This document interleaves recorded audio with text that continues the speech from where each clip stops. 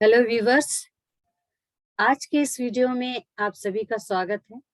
आशा करती हूँ आप सभी स्वस्थ और सुरक्षित होंगे।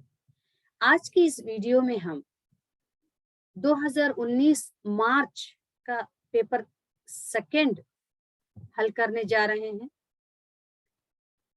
और जहां तक मैं समझती हूँ, देखिए 2020 का जो पेपर था, एग्जाम जो था, वहां पर पेपर 1 और पेपर 2 दोनों कंडक्ट किए गए, है ना। उसके बाद के जो सब्जेक्ट्स थे, देखिए कोविड स्टार्ट हो गया, उसके बाद से जो पेपर थे वो नहीं हो सके, वो दूसरी बात है, ठीक है। लेकिन हमने जो 2022 का जो मॉडल पेपर सॉल्व किया है अभी, वहां हम देख रहे हैं कि केवल एक ही पेपर है। लेकिन यहाँ डिफरेंस क्या देख रहे हैं हम, कि वहां पर फर्स्ट पेपर में 10 मार्क्स के लिए, सेकंड पेपर में 10 मार्क्स के लिए जो ऑब्जेक्टिव्स पूछे जा रहे थे, इस बार 20 मार्क्स के लिए पूछे गए, है ना। तो मैं ये कहना चाह रही हूँ कि जिस टॉपिक्स पर वहां पर पेपर फर्स्ट और पेपर सेकंड में पूछे गए थे, यहाँ पर एक ही पेपर में उन्हीं टॉपिक्स पर क्वेश्चंस पूछे जा रहे हैं, ठीक है। ऐसा नहीं है कि वहां फर्स्ट पेपर के पूछ लिए तो अभी एक ही पेपर है तो सेकंड पेपर के शायद नहीं आएंगे, ऐसा नहीं है। फर्स्ट पेपर और सेकंड पेपर, दोनों पेपर के क्वेश्चंस मिलाकर आपको एक ही पेपर में पूछे जा रहे हैं, ठीक है। इसलिए हर एक टॉपिक को ध्यान से सुनिए और समझने की कोशिश करिए, ठीक है। और अगर आपने चैनल को सब्सक्राइब नहीं किया है तो सब्सक्राइब कीजिए, ताकि आने वाले जो वीडियोस रहेंगे जिसमें हम इसी तरह के क्वेश्चन पेपर सॉल्व करते जाएंगे, तो उनके नोटिफिकेशंस आपको मिल सके, ठीक है। और जिन्होंने ऑलरेडी सब्सक्राइब किया है, उन्हें मैं हृदय से धन्यवाद कहती हूँ, ठीक है। तो चलिए, आप जानते हैं हम पेपर फर्स्ट हो या सेकंड हो, पार्ट बी सॉल्व कर रहे हैं, है ना। जो व्याकरण से संबंध है वो हम हल कर रहे हैं। तो यहाँ पर पहला प्रश्न क्या है, देखिए, निम्नलिखित प्रश्नों के सही उत्तर चुनकर सामने दिए गए कोष्टक में लिखिए। कोष्टक यानी ब्रैकेट, ठीक है। तो फर्स्ट क्वेश्चन क्या है, यह अच्छी बात है कि हम खेलों में एक बड़ी शक्ति बनने का प्रयास कर रहे हैं, यह वाक्य है। तो यहाँ पर रचना के आधार पर पूछे गया है ना ये प्रश्न के, कौन सा वाक्य है ये, सरल है, संयुक्त है या मिश्र है। आप जानते हैं रचना के आधार पर और अर्थ के आधार पर जो वाक्य के भेद होते हैं। मैं अलग से वीडियो ना बनाकर यहीं पर आपको बिल्कुल शॉर्ट में समझाने जा रही हूँ कि सरल वाक्य, संयुक्त और मिश्र क्या है। मैं इनके कोई इस तरह के आपको नियम बाय हार्ट नहीं कराऊंगी यहाँ, ना ही परिभाषा। बस इस तरह से समझा रही हूँ कि आप अच्छे से समझ सकें और एग्जाम में सही पहचान सकें कि सरल वाक्य है, संयुक्त है या मिश्र है। देखिए, सरल वाक्य क्या होता है, इसमें एक या एक से अधिक उद्देश्य हो सकते हैं, लेकिन एक ही विधेय होता है, ठीक है। तो यहाँ पर यानी एक ही क्रिया होती है। जैसे लड़का खेल रहा है, लड़का यहाँ पर उद्देश्य, खेल रहा है विधेय है, यानी खेल रहा है एक क्रिया हो रही है यहाँ पर, ठीक है। यहाँ पर किसी भी प्रकार से दो वाक्यों को नहीं जोड़ा जाता, या और हो, किंतु हो, परंतु हो, की हो, तथा हो, ये कुछ नहीं दिखते आपको सरल वाक्य में, तो समझ जाना कि वो सरल वाक्य है, ठीक है। अगर कोई वाक्य नहीं जोड़ा गया है, समझना वो सरल वाक्य है। लड़का साइकिल से पाठशाला जा रहा है, लड़का उद्देश्य है, साइकिल से पाठशाला जा रहा है, क्रिया तो एक ही हो रही है ना। भले वो पैदल जाए, साइकिल से जाए, क्रिया तो एक ही हो रही है कि वो पाठशाला जा रहा है। समझ रहे आप सरल वाक्य। बस इतना ही है कि इसमें एक उद्देश्य से बढ़कर, एक से बढ़कर उद्देश्य हो सकते हैं। जैसे राम और श्याम दोनों पाठशाला जा रहे हैं, है ना, क्रिया तो एक ही रहेगी। और यहाँ पर जुड़ा है, शब्दों में जुड़ा है, मैं इसीलिए ये उदाहरण ली हूँ, समझे। वाक्य में नहीं जुड़ा है, वाक्य से नहीं जोड़ा जा रहा है, और की सहायता लेकर वाक्य नहीं जोड़ा जा रहा है यहाँ पर, ठीक है। तो ये सरल वाक्य हो गया। संयुक्त तो देखिए, दो या दो से अधिक सरल वाक्य योजक शब्दों से जुड़े होते हैं। सरल वाक्य हो लेकिन वो जुड़े हुए रहते हैं, किन से, और, किंतु, परंतु, इस तरह के अगर बीच में इस तरह से ऐसे शब्दों का प्रयोग करके वाक्य जोड़े गए हैं तो समझना ये संयुक्त वाक्य हैं। जैसे पिताजी बाजार गए और सब्जी लाए। देखिए, अगर ये सरल वाक्य होता, पिताजी बाजार जाकर सब्जी लाए, पिताजी बाजार जाकर सब्जी लाए, पिताजी एक ही उद्देश्य, बाजार जाकर सब्जी लाए। देखिए, जाकर एक है, फिर सब्जी लाए, दो क्रियाएं हो रही हैं यहाँ पर, समझेंगे आप। लेकिन मुख्य क्रिया क्या हो रही है यहाँ पर? सब्जी लाना है। ठीक है, तो पिताजी बाजार गए और सब्जी लाए, दो वाक्य अलग अलग हो गए। ठीक है, बाजार जाना एक वाक्य हो गया, हम सिंपल बोल देते पिताजी कहाँ है, पिताजी बाजार गए हैं। अच्छा, पिताजी सब्जी लाए हैं, अलग अलग है। देखिए वाक्य यहाँ पर, एक वाक्य दूसरे पर निर्भर नहीं है, बस उनको योजक चिन्ह से जोड़ा जाता है। उसने मेहनत की किंतु सफल ना हो सका, उसने मेहनत की किंतु सफल ना हो सका। एक बात ध्यान में रखिए, यहाँ पर जो बड़ी ई की मात्रा जो आई है की, ठीक है, यहाँ कंफ्यूज नहीं होना, क्योंकि मिश्र वाक्य में की देखते हैं आप, लेकिन वो क्या रहता है, छोटी ई की मात्रा होती है वहां पर, वाक्यों को जोड़ने के लिए जिसको प्रयोग किया जाता है। ठीक है, अब तो यहाँ फिलहाल आप संयुक्त वाक्य देखिए, उसने मेहनत की किंतु सफल ना हो सका, जोड़ रहे हैं ना यहाँ पर, किससे जोड़ा गया है, किंतु। बस ये थोड़े शब्द आप ध्यान में रखना चाहिए, और, किंतु, परंतु, एवं, तथा, अथवा, इसलिए, फिर भी, आदि। ठीक है, वो अमीर है फिर भी खुश नहीं है ना, दो वाक्यों को जोड़ रहे हैं यहाँ पे। इस तरह से जब जोड़े जाते हैं वाक्य, वो संयुक्त वाक्य कहलाते हैं। मिश्र वाक्य बहुत आसान है, दो या दो से अधिक, चाहे वो सरल वाक्य हो, संयुक्त वाक्य, वो भी योजक शब्दों से जोड़े जाते हैं, जो कि यहाँ बड़ी की मात्रा है, छोटी की मात्रा आना चाहिए था ये, जिसे, हाँ, वह, जैसे, वैसे, तब, जब, तब।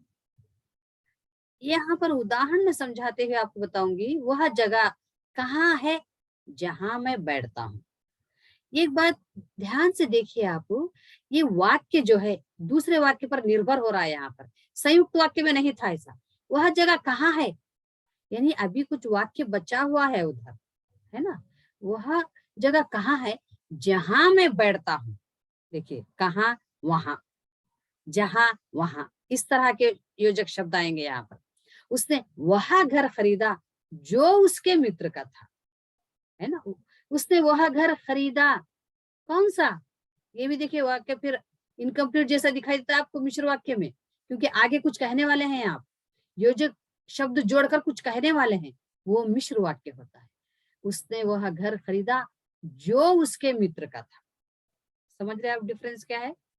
तो इस प्रकार से आपको यहाँ पहचानना है कि ये कौन सा वाक्य है, क्या है। यह अच्छी बात है कि हम खेलों में एक बड़ी शक्ति बनने का प्रयास कर रहे हैं। कौन सा है ये? यस, क में छोटी की मात्रा है। यह अच्छी बात है कि, देखिए आगे कुछ कहने वाले हैं आप, ये बन गया मिश्र वाक्य। तो सही ऑप्शन क्या है यहाँ? Option C is the right answer. ठीक है, सेकंड क्वेश्चन, लोग अपनी स्वतंत्रता का अनुचित लाभ उठाते हैं। वाक्य को नकारात्मक बनाने के लिए इस शब्द का प्रयोग उचित है। लोग अपनी स्वतंत्रता का अनुचित लाभ उठाते हैं, इसमें आपको क्या करना है? नकारात्मक बनाना है इसको, है ना। तो क्या जोड़ना होगा? क्यों नहीं, नहीं, ना, मत। अब हम जोड़ेंगे, ठीक है, नेगेटिव सेंटेंस बनाना है। लोग अपनी स्वतंत्रता का अनुचित लाभ क्यों नहीं उठाते हैं बोलेंगे आप, ना उठाते हैं बोलेंगे आप, मत उठाते हैं बोलना चाहिए, नहीं उठाते हैं।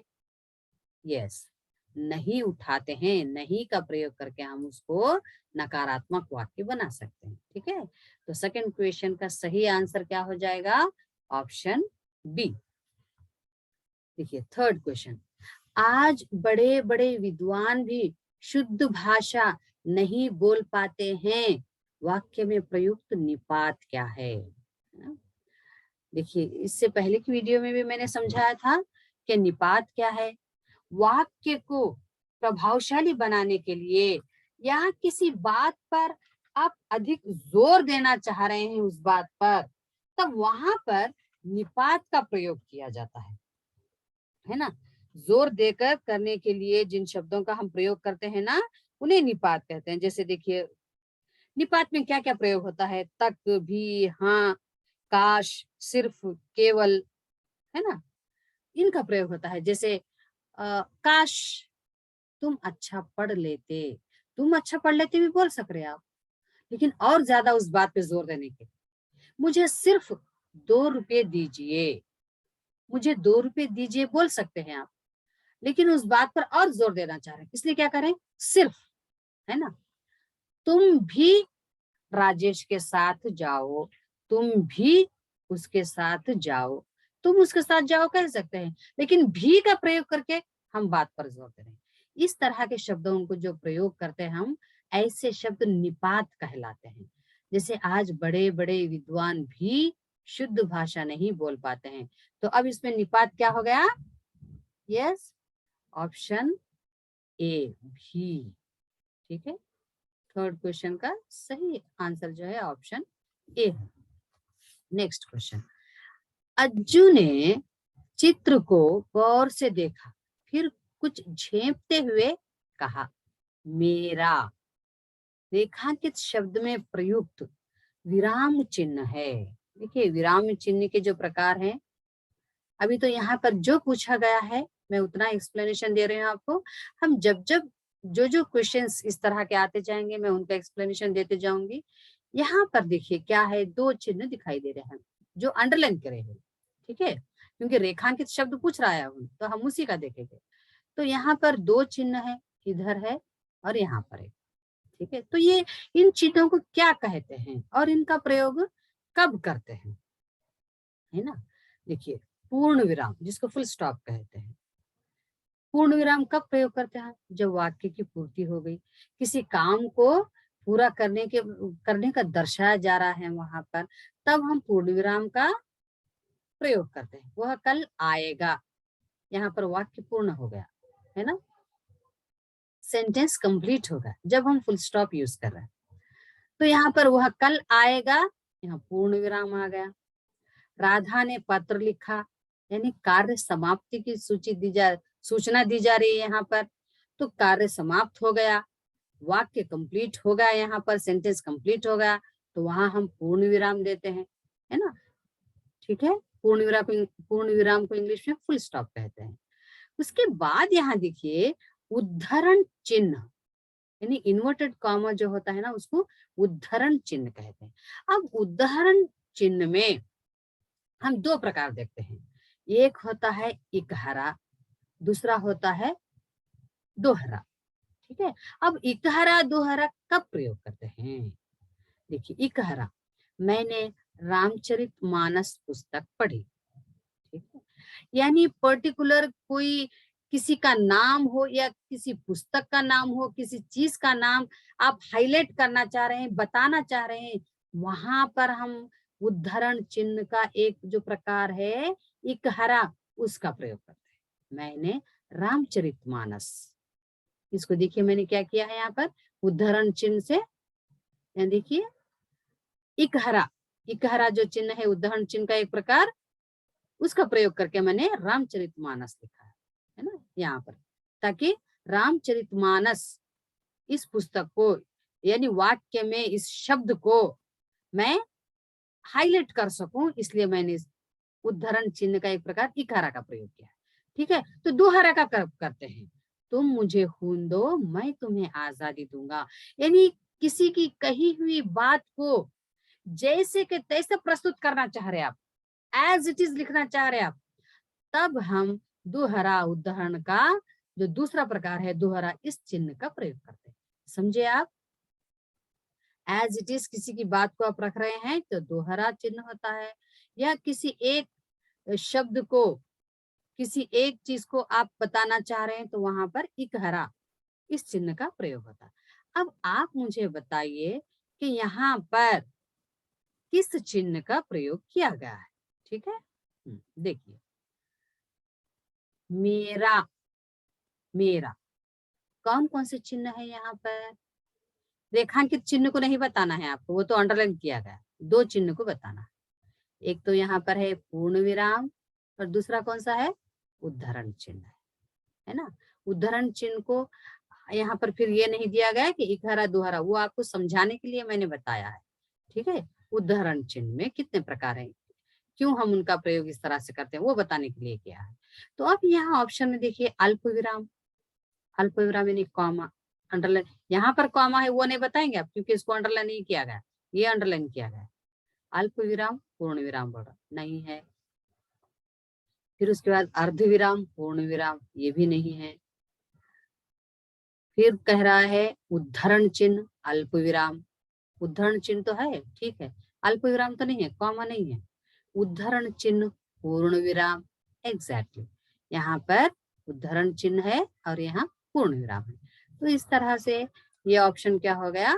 सही होगा, यानी फोर्थ क्वेश्चन का D option is the right answer. Next question देखिए, यहाँ पर फिफ्थ क्वेश्चन क्या है? छात्रों ने पाठ पढ़ा, यह वाक्य इस काल का उदाहरण है ना। आपने काल पढ़े होंगे, वर्तमान काल, भूतकाल, भविष्य काल, और हर एक काल में फिर उनके जो भेद होते हैं उनका ज्ञान भी आपको रहना चाहिए। यहाँ पर तो कह रहा है कि किस काल का उदाहरण है, यानी छात्रों ने पाठ पढ़ा, वाक्य पढ़ने पर हमें ज्ञात हो रहा है कि ये भूतकाल का है। लेकिन भूतकाल का कौन सा भेद है फिर? क्या ये आसन्न भूतकाल है, सामान्य भूतकाल है, पूर्ण भूतकाल है, अपूर्ण भूतकाल? ये ये चार जो भेद हैं इनके बारे में भी आपको जानकारी रहना।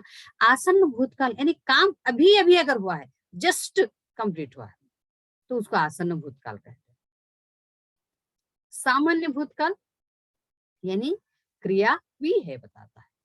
पूर्ण भूतकाल यानी काम होकर समय, बहुत समय बीत गया। अपूर्ण भूतकाल, भूतकाल में ही कार्य हो रहा था, है ना, ये सूचित करता है। लेकिन यहाँ कह रहा है छात्रों ने पाठ पढ़ा, तो अब बताइए ये कौन सा भेद होता है? यहाँ पर छात्रों ने पाठ पढ़ा, यस, छात्रों ने पाठ पढ़ा, यह है सामान्य भूतकाल। नेक्स्ट क्वेश्चन, गजनंदन लाल हंसता है, इस वाक्य में क्रिया है, अकर्मक है, सकर्मक है, विकर्मक है, संयुक्त है, कौन सी क्रिया है? गजनंदन लाल हंसता है। मैं यहाँ पर इसका जो सही आंसर है सिक्स्थ क्वेश्चन का, उसको मैं अकर्मक क्रिया कह रही हूँ। क्यों? अकर्मक और सकर्मक क्रिया क्या है? मैं ये परिभाषा नहीं बोल रही हूँ, जस्ट आप अच्छे से समझ जाएं एक ही वाक्य, वैसा बोल रही हूँ, उस तरह से समझाने की कोशिश कर रही हूँ। जिसमें कर्म ना हो, यानी जो काम हो रहा है वो किस पे हो रहा है, काम किस पे हो रहा है। देखिए यहाँ पर गजनंदन लाल हंसता है, हंस रहा है ना, हंसने का जो प्रभाव है, जो असर है, वो किस पे हो रहा है? गजनंदन लाल पर ही हो रहा है, यानी कर्ता पर ही हो रहा है ना। हंसता है तो इसमें कर्म नहीं है, कर्म नहीं है। गाड़ी चलती है, गाड़ी जो चल रही है वो असर किस पे हो रहा है? गाड़ी पर ही हो रहा है ना। ये अकर्मक, इसमें कर्म नहीं है। अच्छा, राधा पुस्तक पढ़ती है, राधा पुस्तक पढ़ती है ना। यानी अभी जो पढ़ने का असर है, किस चीज का प्रयोग करके यहाँ किया जा रहा है? पुस्तक। पुस्तक क्या है? कर्म है, समझ रहे आप? उसको सकर्मक कहते हैं। स यानी साथ में, कर्म के साथ, सकर्मक। अकर्मक कर्म नहीं है, इतना ध्यान रखिए बस आप, ठीक है। बच्चा रो रहा है, ये सकर्मक है या अकर्मक है? अकर्मक है। बच्चा खिलौने से खेल रहा है, खिलौना, कर्म आ गया वहां पर, है ना, किसी चीज का प्रयोग कर रहा है वो। तो क्या होगा ये सकर्मक। समझे अभी आप? तो यहाँ पर सही आंसर क्या हो जाएगा? ऑप्शन ए, क्योंकि ये अकर्मक क्रिया है। शुद्ध वाक्य पहचानिए। 7th क्वेश्चन, मैंने दिल्ली जाना है, उसने वहां जाना है, मैं तेरे को बता दूंगा, यह स्त्री दुष्ट स्वभाव की है ना। हिंदी भाषा बहुत सरल है, लेकिन वहां पर जिन शब्दों का आप चयन कर रहे हैं, अगर वो वैकरणिक रूप से हो या शुद्ध भाषा ना हो, तो वो अशुद्ध वाक्य कहलाए। ठीक है, मैंने दिल्ली जाना है, ये शुद्ध वाक्य नहीं है। मुझे दिल्ली जाना है, अगर ऐसा लिखते तो ये शुद्ध वाक्य हो सकता था, है ना। उसने वहां जाना है, ये अशुद्ध है। क्यों?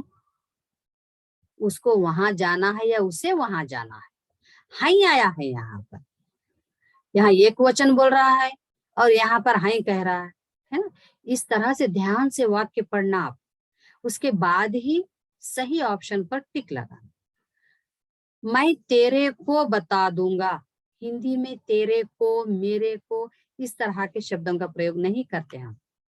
मैं तुझे बता दूंगा, ये सही हो सकता, ये सही होता है। ठीक है, मैं तेरे को नहीं होता है। तो डी ऑप्शन देखिए, यह स्त्री दुष्ट स्वभाव की है, ये बिल्कुल सही है, शुद्ध वाक्य है ये। इसलिए 7th क्वेश्चन का जो सही आंसर है वो ऑप्शन डी। नेक्स्ट क्वेश्चन, आकाश में एकाएक बिजली चमकने लगी। देखिए, अभी यहाँ पर समास पूछ रहा है। पहला है तत्पुरुष समास, अव्ययभाव समास, कर्मधारय समास, द्विगु समास, है ना। एकाएक ये अव्ययभाव समास है। मैं सभी समास अभी नहीं समझाऊंगी, मैंने जिस तरह से कहा, जब जब जो चीज पूछता जाएगा मैं वहां पर उन चीजों को एक्सप्लेनेशन देते रहूंगी। ठीक है, एकाएक ये अव्ययभाव समास है। अब प्रश्न ये है कि अव्ययभाव समास हम कैसे पहचाने, है ना। एक बात ध्यान में रखिए, 90% एक तो अव्ययभाव समास में उपसर्ग होते हैं, और दूसरा जहां उपसर्ग नहीं है, आप अगर परिभाषा देखें तो उसमें लिखा जाता है कि अव्ययभाव समास जो होता है वो पहला पद अव्यय होते हैं और पहला पद प्रधान होता है। ये सारी चीजें हम परिभाषा में देखते हैं, ठीक है। लेकिन अव्ययभाव समास का जो शब्द होता है, यानी एक शब्द में अव्यय मिलते हैं, है ना, अव्यय मिलकर उस शब्द को पूरी तरह से अव्यय बना देता है। एक और छोटा सा एक हिंट ट्रिक दूंगी आपको कि अव्ययभाव समास का जो उदाहरण होता है वो हमेशा क्रिया विशेषण होता है। क्रिया विशेषण होता है, समझ रहे आप? क्रिया विशेषण, आजन्म, इसमें ये आजन्म ये पूरा शब्द क्रिया विशेषण है। उसने आजन्म अनशन पर आमरण अगर है, उसने आमरण अनशन पर बैठा था, वह आमरण अनशन पर बैठा था। ठीक है, प्रतिदिन है। ठीक है, हम प्रतिदिन यानी हर हर दिन। अगर आप इसको विग्रह कर रहे हैं, ठीक है, तो प्रतिदिन, वह प्रतिदिन पाठशाला जाता है। जाता है क्रिया है, प्रतिदिन क्रिया विशेषण, है ना। तो इस तरह से आप अव्ययभाव समास को पहचानेंगे। अब फिर जब दूसरे समास के बारे में प्रश्न आएगा तब फिर दूसरा समझाऊंगी। जैसे तत्पुरुष है, कर्मधारय है, द्विगु है, ये भी बहुत आसान है। ठीक है, चलिए 8th क्वेश्चन का सही आंसर क्या हो गया? अव्ययभाव समास। नेक्स्ट, मैं स्वाध्याय में विश्वास करता हूँ। रेखांकित शब्द का सही संधि विच्छेद करना है आपको। ठीक है, संधि विच्छेद करने के लिए संधि का प्रकार भी आपको पता होना चाहिए। स्व प्लस आध्याय, स्वाध्याय, स्वाध्याय, स्व अध्याय, है ना। स्व अध्याय। तो अब यहाँ पर कुछ बच्चों को मैंने देखा है संधि विच्छेद में है ना स्वाध्याय जैसे यहाँ पर किया गया है ना, सेम ऐसे ही प्लस डालकर अलग अलग कर देते हैं। ऐसा नहीं है ना। संधि के प्रकार आपको जब तक मालूम नहीं होंगे आप विच्छेद भी नहीं कर सकते। मैं यहाँ पर सही ऑप्शन जो है ऑप्शन डी लगा रही हूँ। क्यों? स्व प्लस अध्याय। इसलिए क्योंकि ये दीर्घ संधि का उदाहरण है। अ प्लस अ बनता है। ई प्लस ई होता है। उ प्लस उ होता है ना। यहाँ देखिए, यहाँ जो स्व, यहाँ पर जो अंतिम अक्षर है वर्ण है क्या है? स्व। अ की आवाज आ रही है, देखिए अ प्लस अध्याय अ, दोनों मिलकर क्या बन गए? बड़ा आ बन गया यहाँ पर, है ना। स्वा, स्वाध्याय, है ना। तो ये दीर्घ संधि होता है। अ प्लस अ आ रहा है तो बड़ा आ बन जाएगा। ई प्लस ई आ रहा है तो बड़ी ई बन जाएगा। उ प्लस उ आ रहा है तो बड़ा उ। भले बड़ी ई छोटी ई आए, छोटा उ बड़ा उ, या बड़ा उ आए, कुछ भी, तब यहाँ पर जहाँ संधि होती है, संधि यानी क्या? जहां पर दो वर्ण इस तरह से मिल जाते हैं ना, संधि यानी मिलना, ठीक है। तो वहां पर दीर्घ संधि में हमेशा क्या होता है? अ प्लस बड़ा आ होगा। ई मिलकर भी बड़ी ई होगी। ई मिले तो भी बड़ी ई होगी, ठीक है। तो इस तरह से आपको संधि को भी पहचानना होगा। यहाँ पर दीर्घ संधि पूछा है इसलिए मैंने दीर्घ संधि समझाया है। नेक्स्ट क्वेश्चन देखिए, समय पालन डैश आदमी डैश जीवन डैश संयम आ जाता है। वाक्य की पूर्ति के लिए उचित कारक चिन्ह का प्रयोग करना है ना। कारक चिन्ह पूछा है। कारक चिन्ह आपको याद रहना चाहिए, है ना। कारक कितने प्रकार के हैं, कारक चिन्ह क्या होते हैं, याद है आप लोगों को? जैसे कर्ता ने कर्म को करण से, संप्रदान के लिए अपादान से, अधिकरण में पर, संबंध काके की, है ना, संबोधन रे अरे अहो, है ना, ये कारक चिन्ह है।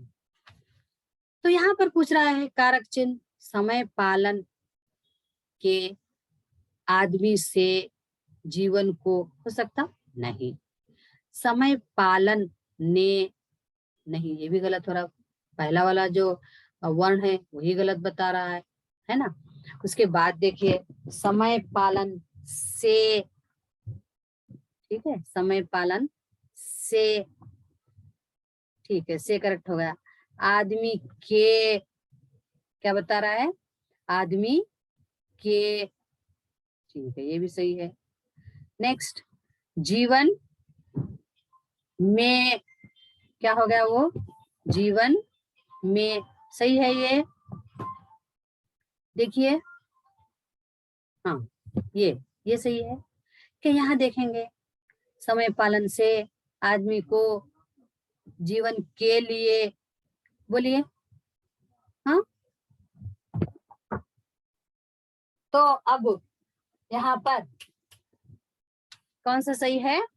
ऑप्शन सी, है ना। समय पालन से आदमी के जीवन में संयम आ जाता है ना। तो फिर कौन सा होगा यहाँ पर? Option C is the right answer, ठीक है। नेक्स्ट क्वेश्चन, मारुत भाग कर ध्वनि यंत्र के समीप जाता है। रेखांकित शब्द से बनने वाली भाववाचक संज्ञा है ना। संज्ञा के 3 प्रकार जो है यहाँ पर, सॉरी, संज्ञा के जो प्रकार हैं, जातिवाचक, व्यक्तिवाचक और समूहवाचक, द्रव्यवाचक, है ना। फिर होता है भाववाचक।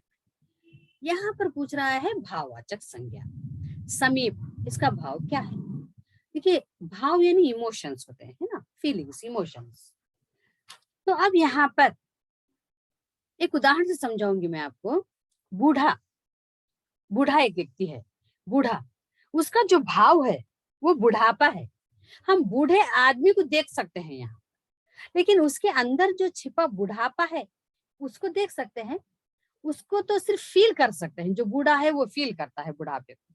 अच्छा, बच्चा है, बच्चे में क्या होता है? बचपन, बचपन को सिर्फ फील कर सकते हैं, है ना। तो ये भाववाचक होता है, भाव है ये, इमोशंस, फीलिंग्स, जिसको देख नहीं सकते हम। जैसे समीप, समीप यानी करीब, तो इसका जो भाववाचक है वो क्या होगा? बोलिए, सामीप्य। समीप का क्या होता है? सामीप्य होता है। ठीक है, 11 सही ऑप्शन ए। राम ने किताब पढ़ी, रेखांकित शब्द का सही पद परिचय, पद परिचय पूछ रहा है यहाँ पर। पहली बात तो आपको ये पता होना चाहिए कि पद किसे कहते हैं। देखिए, जो शब्द होते हैं, राम एक शब्द है, किताब एक शब्द है, पढ़ी एक शब्द है ना। तो अब यहाँ पर इनको अलग अलग हम लिख देंगे तो उनको शब्द कह देते हैं हम। लेकिन जब वाक्य में प्रयोग हो गए वही शब्द ही क्या कहलाते हैं? पद कहलाते हैं। जब पद कोई अलग चीज नहीं है, शब्द अलग अलग अगर लिखे हम वो शब्द होते हैं। वाक्य में, वाक्य बनाकर वाक्य में उनका प्रयोग कर रहे हैं तब उनको पद कहते हैं। शब्द ही पद में बदल जाते हैं, ठीक है, पद का नाम ले लेते हैं। तो अब यहाँ पर पद परिचय यानी वाक्य में जो पद है उनका अलग अलग से आपको परिचय देना है कि वो पद क्या है, वो पद क्या है, वो शब्द अब क्या बन रहा है, वो क्या बता रहा है आपको। पढ़ी, पढ़ी क्या है? ये क्या संज्ञा है, सर्वनाम है? पढ़ना क्या है? ये पढ़ी काम है, पढ़ना एक काम है, काम को क्रिया कहते हैं। ठीक है, एक तो हो गया क्रिया। ओके, अच्छा, राम ने किताब पढ़ी, पढ़ी क्या ये सकर्मक है या अकर्मक है? अभी मैंने बताया आपको सकर्मक और अकर्मक क्या होता है। स यानी कर्म के साथ, जहाँ कर्म हो, ठीक है। तो किताब क्या है? यहाँ कर्म है, तो क्या बन गया? सकर्मक। ठीक है। अच्छा, राम ने किताब पढ़ी, क्या ये बहुवचन है, एक वचन है? यस, एक वचन है। ये दो ऑप्शन तो सही हैं, लेकिन बहुवचन आने से ये ऑप्शन गलत होगा, है ना। तो सही क्या होगा? क्रिया है, सकर्मक है, लेकिन एक वचन है, इसलिए ये ऑप्शन सही है। ऐसा एग्जाम में देखेंगे आप, ऐसा नहीं कि क्रिया देखा और सकर्मक देखा टिक कर दिए, ऐसा नहीं करना चाहिए। सभी शब्द पढ़िए आप, थोड़े थोड़े में ट्विस्ट रहता है क्वेश्चन, ठीक है। तो सही ऑप्शन क्या हो गया यहाँ पर? क्रिया है, सकर्मक है, एक वचन। नेक्स्ट क्वेश्चन, नेताजी सभा भवन में पहुंचे, रेखांकित शब्द का सही विग्रह कीजिए, है ना। देखिए, सभा, सभा, भवन, फिर यहाँ पर क्या पूछा है? समास, है ना। विग्रह जब आ रहा है वाक्य में वो समास है, विच्छेद जब आ रहा है तो संधि है, ये भी ध्यान में रखें आप, ठीक है। नेताजी सभा भवन में पहुंचे, तो यहाँ पर सभा और भवन, सभा में भवन, सभा से भवन, सभा के लिए भवन, ठीक है। तो मैं ये ऑप्शन सही करूंगी, क्यों?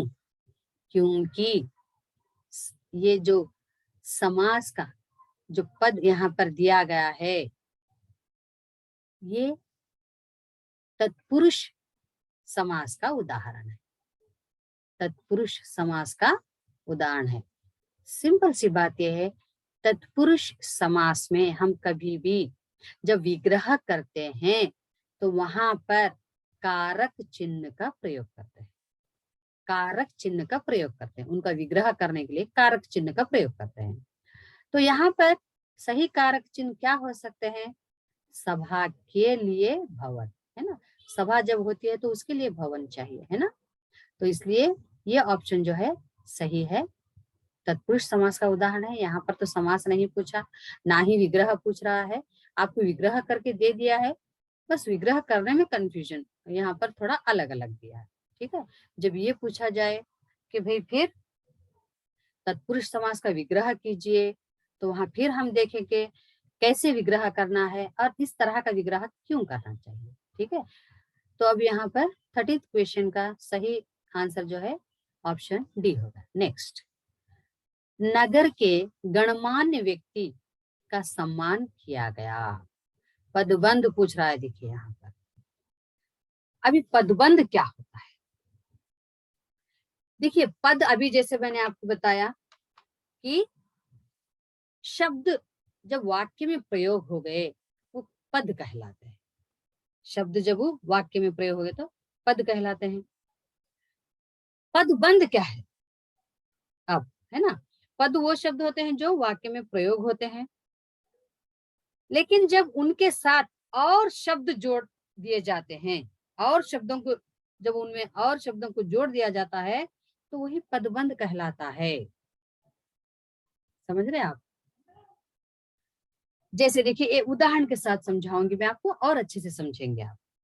जैसे दशरथ पुत्र राम, यहाँ पर अंडरलाइन करना बहुत जरूरी है, तो ही आप पदबंध को पहचान सकते हैं। ठीक है, दशरथ पुत्र राम, मैं यहां तक अंडरलाइन करी हूं, समझिए, राम तक मैंने अंडरलाइन कर दिया। एक छोटी सी ट्रिक भी मैं आपको ये बताऊंगी, अंडरलाइन जब हम करते हैं कहाँ एंड हो रही है, लाइन कहाँ एंड हो रही है, और जहां लाइन एंड हो रही है वहां पर क्या शब्द है वो बस देखिए आप पहले कि वहां क्या शब्द है। जैसे मैंने कहा दशरथ पुत्र राम, वहां एंड होगा। राम, राम क्या संज्ञा है, सर्वनाम है, क्या विशेषण है, क्रिया है, क्रिया विशेषण है, अव्यय है, क्या है ये? तो राम क्या है? संज्ञा है। समझ जाना, ये संज्ञा पदबंध है, ये संज्ञा पदबंध। एक और उदाहरण दूंगी, गीत गाने वाले तुम कौन हो। मैंने कहां तक अंडरलाइन किया? गीत गाने वाले तुम, लास्ट में क्या आया यहाँ पर? तुम। तुम क्या है? ये सर्वनाम है। कौन सा पदबंध होगा ये? सर्वनाम पदबंध। समझ रहे? धीरे चलने वाली गाड़ियां प्रायः देर से पहुंचती हैं। मैं अंडरलाइन कहां तक कर रही हूँ? धीरे चलने वाली, बस वाली तक ही मैंने अंडरलाइन किया है। तो अब ये क्या हो गया? धीरे चलने वाली, यस। वाली क्या है? ये वाली तक ही मैंने यहाँ पर अंडरलाइन वहां खत्म किया है, मतलब वहां तक ही किया है। अब वो क्या है वो पहचान कर आप मुझे कमेंट बॉक्स में लिखिए, जिससे समझ सकूं मैं कि आप थोड़ा तो समझे या नहीं।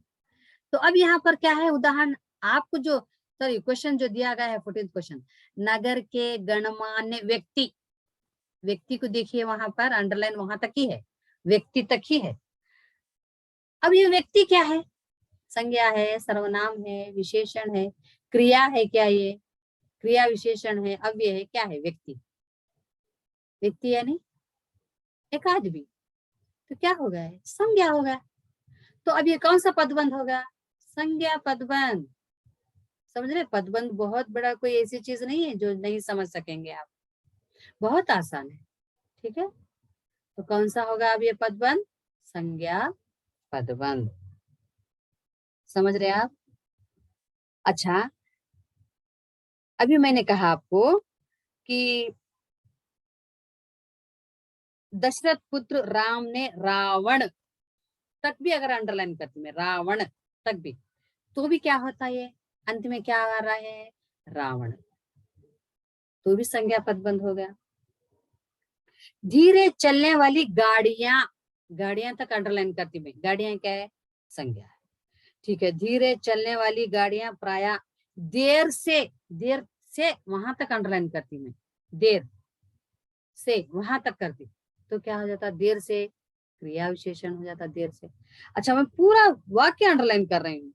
धीरे चलने वाली गाड़ियां प्रायः देर से पहुंचती हैं। पहुंचती हैं क्या है? क्रिया है। समझे आप? आशा करती हूँ आप पदबंध समझ रहे हैं। ठीक है, नेक्स्ट क्वेश्चन। डैश में स्टेशन पहुंचा, डैश ही गाड़ी रवाना हो गई। रिक्त स्थानों की पूर्ति के लिए सही विकल्प क्या होना चाहिए? देखिए, डैश में स्टेशन पहुंचा, डैश ही,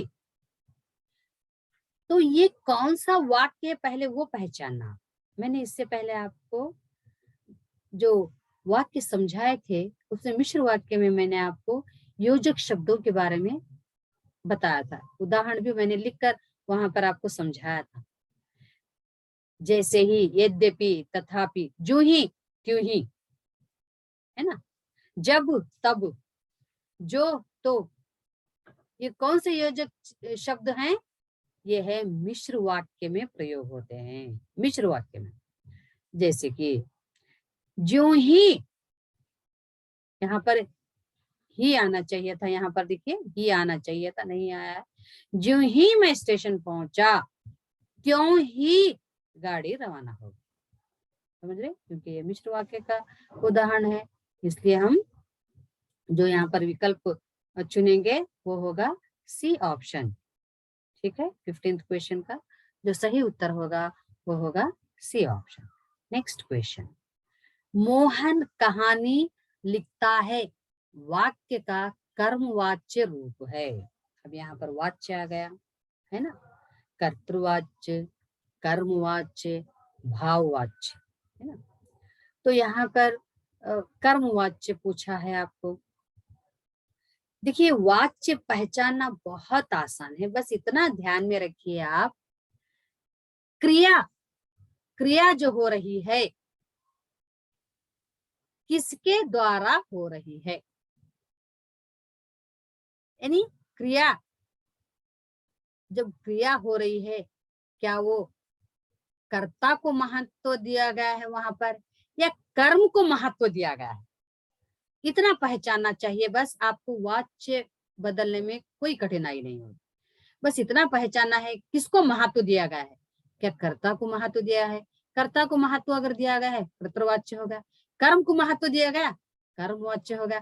भाव को महत्व दिया गया, भाववाच्य होगा। अब जैसे यहाँ पर मोहन कहानी लिखता है, क्रिया देखिए अंत में होती है ना, यहाँ पर लिखता है। अब ये जो लिखता है यहाँ पर किसकी ओर इशारा कर रहा है? कौन लिख रहा है यहाँ पर? मोहन, है ना। तो मोहन क्या होगा यहाँ पर? करता है ना, मोहन के द्वारा काम हो रहा है, तो ये कर्तृवाच्य हो गया। लेकिन अब क्या पूछ रहा है? कर्मवाच्य में बदलना बोल रहा है, यानी अब आप मोहन को उतना महत्व नहीं देंगे। मोहन को महत्व ना देकर आप कर्म को महत्व देंगे। ठीक है, कैसे? मोहन कहानी लिखने वाला है, ये गलत है। मोहन से कहानी लिखी जाती है, मोहन के द्वारा कहानी लिखी जाने वाली है, मोहन कहानी को लिखेगा। एक और बात मैं आपको यहाँ बताना चाहूंगी कि जो प्रश्न दिया गया है उसका काल भी आप देखना बहुत जरूरी है, क्योंकि वो जिस काल में होता है आप जब वाच्य बदलेंगे वो भी उसी काल में होना होता है। ठीक है, मोहन कहानी लिखता है, मोहन से कहानी लिखी जाती है। अब देखिए यहाँ लिखता है आया, लिखता है बोलते कौन लिख रहा है? मोहन। लिखी जाती है, क्या लिखी जा रही है? कहानी, कहानी कर्म है ना। मोहन को महत्व नहीं दिया जा रहा है यहाँ पर। बिल्कुल सही है कि मोहन ही लिख रहा है, लेकिन महत्व अब हम कर्म को दे रहे हैं, है ना। कहानी लिखी जाती है कह रहे हैं, तो ये कर्म है। समझ रहे हैं आप? तो इस तरह से क्रिया में, क्रिया देखें आप, उस क्रिया में किसको महत्व दिया जा रहा है, अधिक महत्व किसको दिया जा रहा है, वो वाच्य हो जाएगा यहाँ पर। ठीक है, कर्ता को महत्व दिया गया कर्तृवाच्य, कर्म को दिया जा रहा है कर्मवाच्य। तो सही ऑप्शन क्या हो जाएगा यहाँ पर? ऑप्शन बी, मोहन से कहानी लिखी जाती है। कहानी लिखता है, लिखी जाती है। Next question. यह सुंदर कविता है, इस वाक्य का सही विस्मयादिबोधक वाक्य रूप है ना। देखिए यह सुंदर कविता है। सुंदर कविता कह रहे हैं, हाय कितनी सुंदर कविता है, ऐसा तो नहीं बोलेंगे ना, है ना। या फिर हे कितनी सुंदर कविता है, ऐसा बोलेंगे। हे राम ये क्या हो गया, हे कितनी सुंदर कविता लिखा है, ऐसा तो नहीं बोलते। अहो कितनी सुंदर कविता है, अहो तो नहीं हो सकता ना, है ना। संबोधन का यहाँ पर चिन्ह प्रयोग किया गया है, अहो यानी किसी को बुलाने के लिए संबोधित करते हैं हम, तब बोलते हैं ये अहो, है ना, उसका प्रयोग, जब इसका प्रयोग किया जाता है। वाह कितनी सुंदर कविता है, तो क्या होना चाहिए यहाँ पर, विस्मयादिबोधक ऑप्शन डी जो है ना ये सही होता है। वाह कितनी सुंदर कविता है ना। तो वाक्य के भाव को भी समझना चाहिए आप, तो ही आप सही उत्तर चुन सकेंगे। ठीक है, नेक्स्ट क्वेश्चन। समसुवरन सुख पाकर सुजसन थोर, इस पंक्ति में किस वर्ण की आवृत्ति हुई है, पूछ रहा है। आवृत्ति यानी बार बार, एक ऐसा वर्ण है, एक ऐसा अक्षर है जो बहुत बार आया है वाक्य में। ठीक है, वर्ण की आवृत्ति यानी बहुत बार वो वर्ण, वो अक्षर आया है, यहाँ पर आवृत्ति है, बार बार रिपीट किया गया है। वो कौन सा वर्ण है, कौन सा है। सम सुवरन सुख, स स सुख स सुज स, कौन सा हुआ है। 18th option is right answer, है ना। क्योंकि स देखिए बहुत बार आवृत्ति हुआ है, स की आवृत्ति हुई है ना। तो स इज द राइट आंसर, यानी डी ऑप्शन सही है। नेक्स्ट क्वेश्चन देखिए, 19th क्वेश्चन क्या है। वेदों में स्त्री की तुलना देवी से की गई है, वाक्य का रूपांतरण प्रश्नवाचक में करने के लिए, इसी को अगर प्रश्न बनाना है आपको, तो क्या, कौन से एक शब्द का आप यहाँ पर प्रयोग करेंगे। देवी सॉरी, वेदों में स्त्री की तुलना देवी से की गई है, तो क्या बोलेंगे आप। वेदों में स्त्री की तुलना कौन से की गई है, या किस उस से की गई है, कहां से की गई है, या किस से की गई। क्या करेंगे, कौन सा ऑप्शन चुनेंगे। ऑप्शन बी एग्जैक्ट, है ना। देवी से की गई है, किस से की गई, क्योंकि प्रश्नवाचक पूछ रहा है। नेक्स्ट क्वेश्चन, वाक्य की सही क्रम पहचानिए। देखिए, मैं करती हूँ अपना सब काम स्वयं, मैं अपना सब काम स्वयं करती हूँ, मैं स्वयं करती हूँ सब काम अपना, अपना सब काम करती हूँ मैं स्वयं, है ना।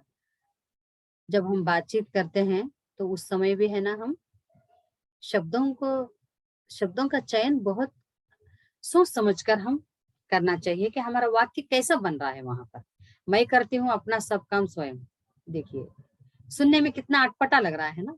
तो सही ऑप्शन क्या होगा, मैं अपना सब काम स्वयं करती हूँ, या अपना सब काम करती हूँ मैं स्वयं, नहीं हो सकता, है ना। C option is the right answer. ठीक है, तो आशा करती हूँ कि आपको ये वीडियो में जितना समझाया गया है बहुत अच्छे से आपको समझ में आया होगा। ठीक है, नेक्स्ट वीडियो में फिर हम एक और प्रश्न पत्र को लेकर फिर से मिलेंगे। तब तक के लिए खुश रहिए, स्वस्थ रहिए, धन्यवाद।